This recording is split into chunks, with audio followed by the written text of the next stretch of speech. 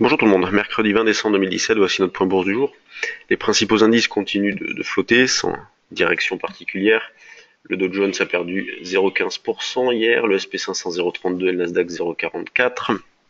Le CAC, lui, continue de buter sur sa résistance dans la zone 5420-30. Là, il est actuellement à 5379,5. Et d'ailleurs, on est proche d'un niveau d'achat au-dessus de 5370. Donc un rebond peut se tenter sur ce niveau de prix, toujours dans l'idée de réaliser des écarts, d'accumuler de petits écarts, dans la mesure où il n'y a pas de direction claire, précise. Donc on accumule, par exemple, si on achetait vers 5370, on pourrait essayer de viser un retour dans la zone des 5385-90.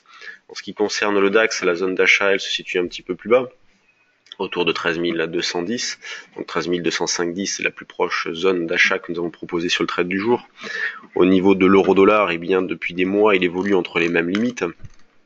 Et là, sa plus proche zone d'achat, c'est 1,1805, 1,1810.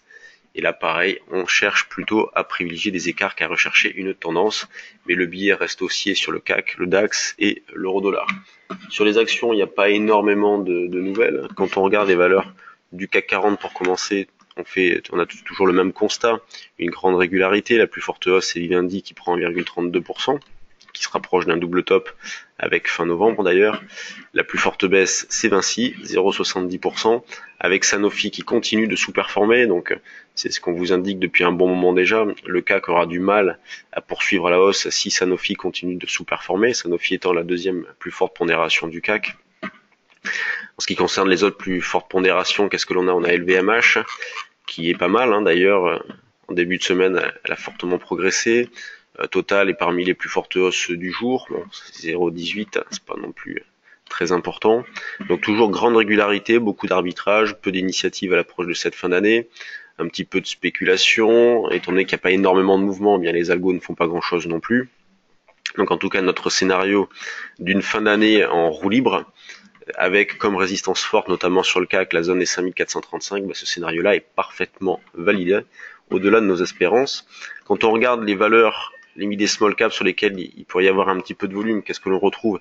Eh bien pas grand-chose. On a un Tracense qui bouge un petit peu, mais il y a un gros volume, c'est pas évident à déclencher. On a Neolife, pourquoi pas déclencher Neolife au-dessus de 45, voire même 50 centimes. Gossin, Albioma, Figeac, vous voyez, toutes ces valeurs, alors c'est pas des super sociétés pour la plupart. Alors on va passer au screener 1/8, on va trouver davantage de valeurs. On a Genfit, alors Genfit c'est une belle valeur, on peut mettre des alertes au-dessus déjà des alertes au niveau du volume et au-dessus des 23 euros.